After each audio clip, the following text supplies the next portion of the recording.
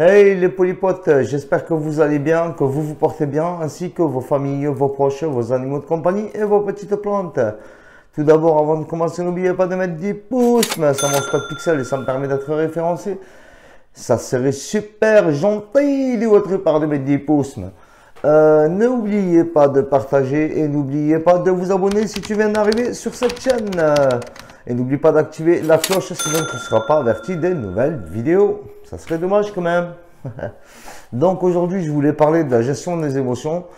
Pourquoi parler de la gestion des émotions? C'est parce qu'en premier lieu, elle est souvent le déclencheur des maladies.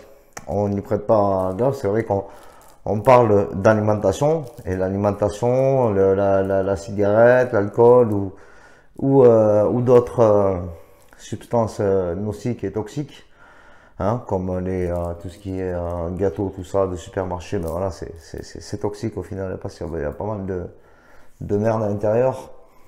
Et du coup, voilà, tout ne se résume pas qu'à l'alimentation, et tout ne se résume pas qu'à des jeunes qui se sont déclenchés, ou tout ne se résume pas à la cigarette ou à d'autres substances qui pourraient vous déclencher une maladie. C'est un tout en fait. Notre maladie, elle est comme une voiture. Il suffit qu'il y ait une pièce qui disjoncte et il y a tout qui disjoncte.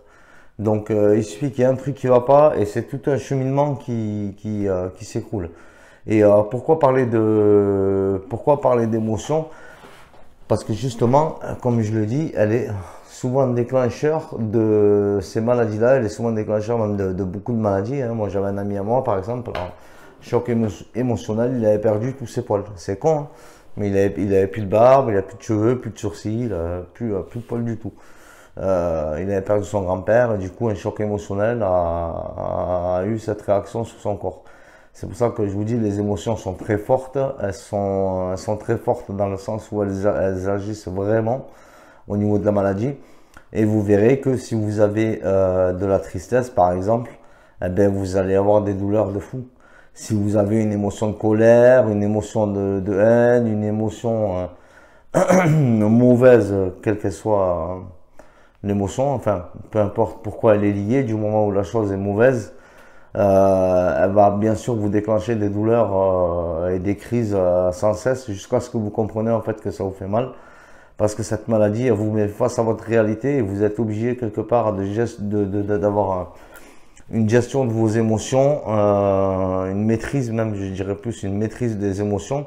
Car sinon, vous allez, comme si vous, par exemple, je sais pas, vous buvez du lait de vache, ben vous allez ramasser la douleur, là c'est pareil. Et ce qui est marrant, c'est que ce soit la maladie ou autre chose, il y a quand même une base qui revient tout le temps. C'est vraiment, comme je dis, tout n'est pas lié à l'alimentation, mais l'alimentation, elle est quand même présente parce que si vous mangez, par exemple, des sucreries, si vous mangez beaucoup de viande, si vous prenez en fait beaucoup de choses industrielles, tout ça, ben, ça va faire redescendre votre morale. Pourquoi? Parce que sur le coup, les gâteaux, tout ça, ça va vous réconforter, ou le kebab, tout ça, sur le coup, vous verrez, vous le remarquerez vous-même, ça va vous réconforter, et puis de suite après, baisse de morale. Pourquoi? Parce qu'en fait, à l'intérieur, il y a des produits qui sont là pour vous donner cette espèce d'adrénaline, cette espèce de waouh, d'un coup, vous êtes content parce que vous avez mangé un kebab, vous avez mangé des bêtises, je sais pas, vous avez sorti des Kinder Bueno, ou je sais pas, ou Nutella, ou on va citer une troisième marque, ou des yaourts Danette, ou je sais pas, n'importe quel truc qui est industriel, ben c'est pareil, quoi. Ça vous réconforte quand vous êtes triste et tout, quand vous êtes pas bien, mais vous avez tendance à grave grignoter. Pourquoi? Pour justement combler cette émotion de tristesse, cette émotion d'abandon, cette émotion qui vous fait ressentir que vous êtes pas bien. Et en fait, au final, vous vous faites convaincre vous-même par vos propres émotions. Vous comprenez? Comme vos propres défenses sont en train, nos propres défenses, je vais mettre dedans puisque je suis dedans, comme nos propres défenses sont en train de nous attaquer, vos propres émotions sont en train de vous attaquer. C'est exactement la même chose que la polyarthrite quelque part, c'est une maladie auto-émotionnelle, quoi. J'appellerais ça. Et du coup, il faut vraiment essayer, comme avec les pensées, de prendre un recul avec ses émotions, d'essayer. Et moi, je parle pour moi le premier, hein, n'oubliez jamais, hein, je veux jamais passer pour un moralisateur ou quelque chose de ce genre-là. Et donc du coup, ce que je vous disais, c'est que vraiment prendre du recul, quand vous arrivez à prendre du recul avec avec vos pensées, hein, quand vous avez, des fois, je sais pas, vous pensez à faire quelque chose, puis après vous réfléchissez, vous vous dites, ouais, je le fais pas, ouais, je sais pas, je vais encore y réfléchir. Et c'est exactement la même chose qu'il faut faire avec les émotions.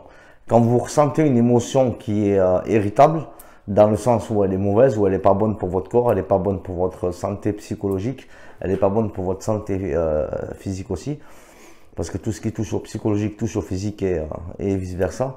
Et car quand on a les douleurs physiques, ben, ça joue sur notre psychologique, donc les deux s'inversent. Et du coup, ben, ces émotions-là, en fait, il n'y a qu'une seule façon, pour moi personnellement, je parle, il y a qu'une seule façon d'essayer de les gérer, c'est que quand vraiment on ressent ces émotions qui commencent à nous irriter, en prendre déjà conscience, on se dit ok, j'ai la conscience que là l'émotion elle est vraiment pas bonne et il faut que j'essaie un maximum de l'abaisser. Alors comment je vais abaisser une émotion? Comment je vais faire qu'une émotion ne me touche pas dans le mauvais sens et que je peux, comment la transformer au final en fait? Comment je vais faire pour transformer une émotion mauvaise en une bonne émotion? Hein, c'est comme un peu le vide à moitié vert et le vide à moitié plein. On connaît tous l'histoire. Eh bien, c'est un petit peu ça en fait. C'est que dès que vous ressentez, par exemple, je sais pas, vous avez une émotion de tristesse par rapport à la maladie, d'accord? Vous êtes au début de la maladie, vous venez de faire les tests, on vous a dit voilà, vous avez une polyarthrite rhumatoïde.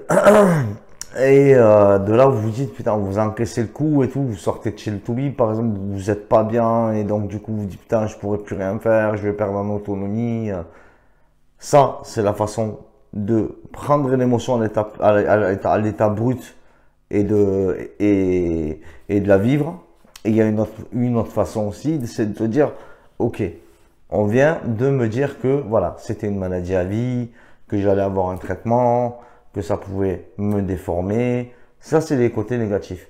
Mais on m'a dit aussi que cette maladie, elle était, on pouvait aller vers une rémission, que si elle était prise au début, on pouvait éviter toutes les déformations, et qu'au bout de 3 mois que le traitement sera efficace, on n'aura plus des inflammations, on aura de moins en moins de crises et on pourra reprendre une vie normale.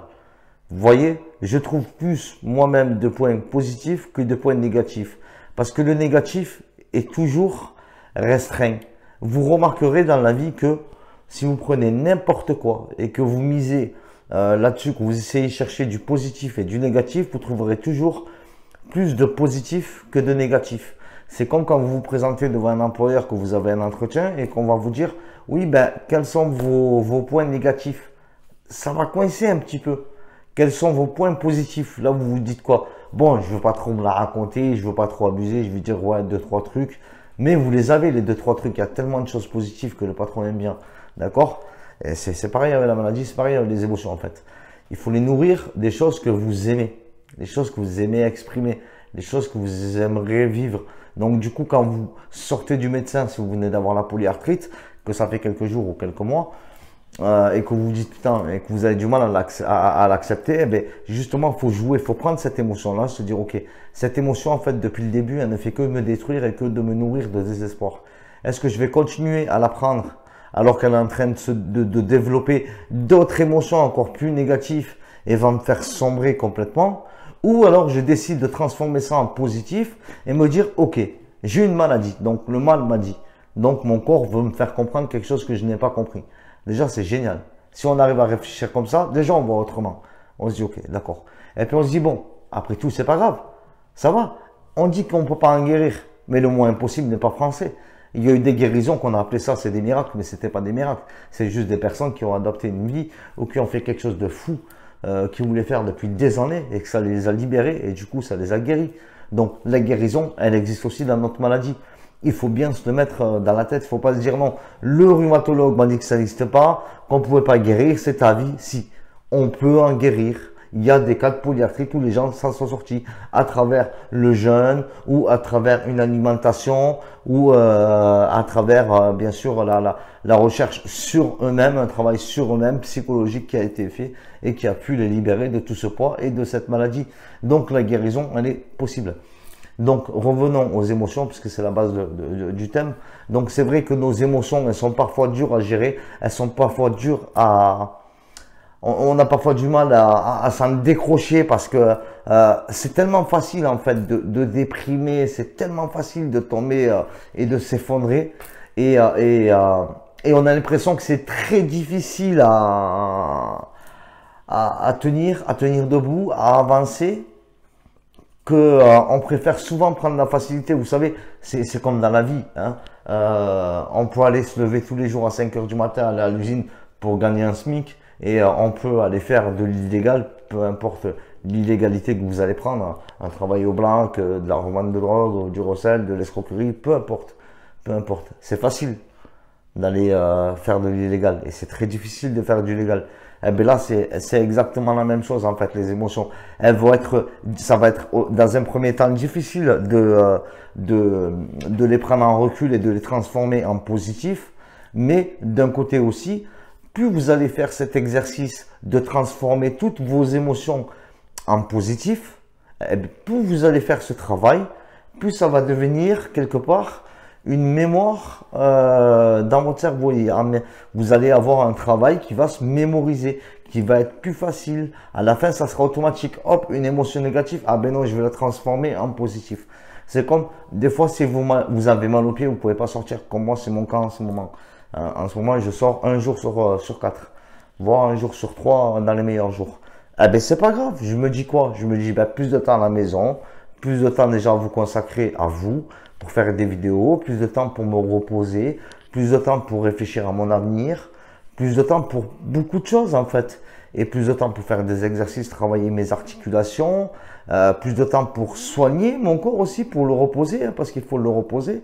Donc du coup, vous voyez, moi j'essaie en fait de chaque fois transformer mes émotions négatives en émotions positives, parce que je sais que c'est vraiment une des seules clés qui peut vraiment faire que vous allez trouver Après, la façon dont on va réfléchir pour le transformer en positif, ça vous appartient parce qu'on a tous un psychologique différent. Vous voyez, donc si on a un truc négatif, on va tous le transformer en positif, mais d'une façon de penser et de voir les choses différemment. Donc, moi, je fais comme ça et franchement, eh ben, j'arrive à me relever. Des fois, je m'effondre comme une grosse merde.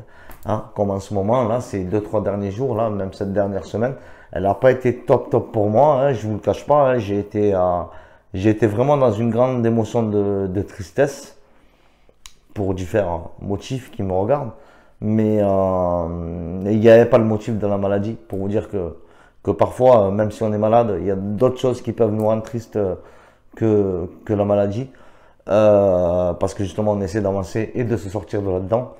Donc voilà, donc c'est pour ça qu'il est vraiment important d'essayer de prendre du recul avec nos émotions négatives et de les transformer en positifs.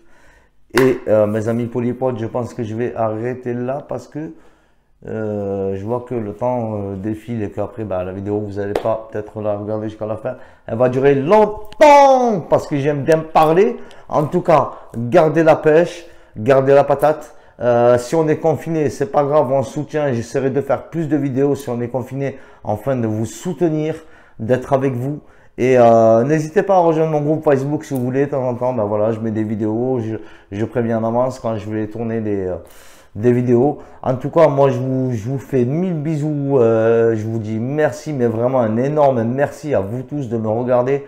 Voilà, on est peut-être, je sais pas, plus de 300 personnes.